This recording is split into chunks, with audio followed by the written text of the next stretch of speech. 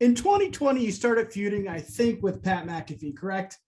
I think Yeah, it was 2020. And I know there's a lot of hate there. Has things cooled off? No, not at all. I hate that SOB. I hate him. But I will say this. I will say this about Pat McAfee. All right. I can't stand him. He's a scumbag, as he calls me often, but he's incredibly talented.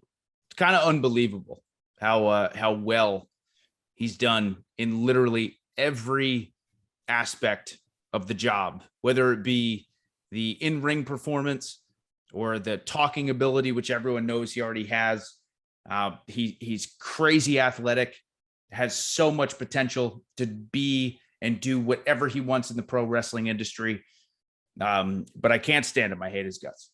It's really nuts. Like, jokes aside, that he, Pat, the guy who would get in trouble for wearing shorts on the kickoff shows, would end up at WrestleMania dealing with Vince McMahon and Stone Cold.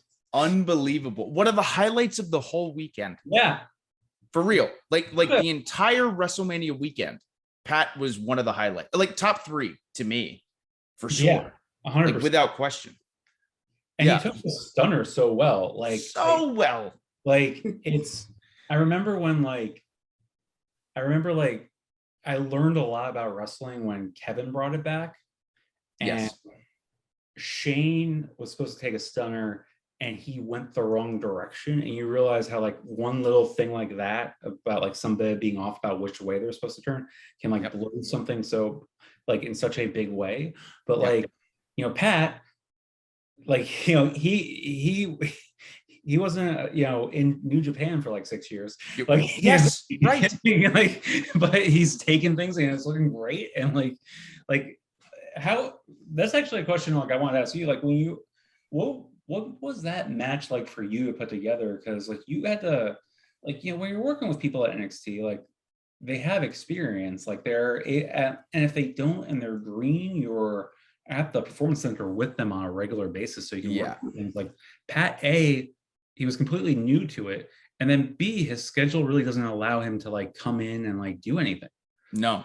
So that is the thing about McAfee that was so impressive, like on so many levels, was not just, again, like Pat's a rock star in a lot of ways.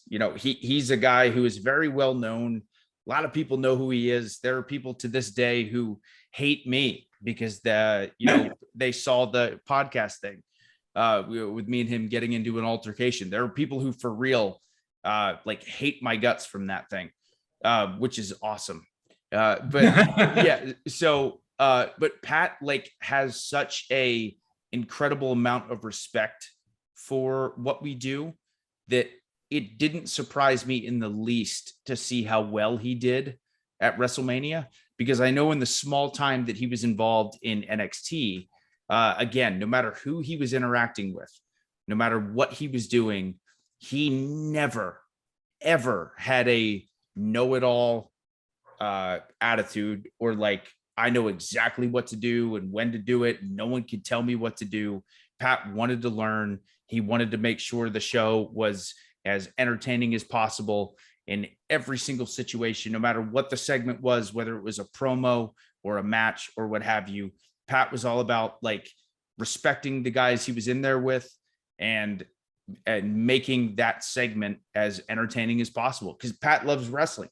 And again, truth be told, I know generally you would think, of course that's what you would do. But for a guy like Pat, who doesn't have to think that way and could probably get away with it, he still did, which did make me gain a little bit of respect for him, aside from the fact that he's a piece of trash. But yeah.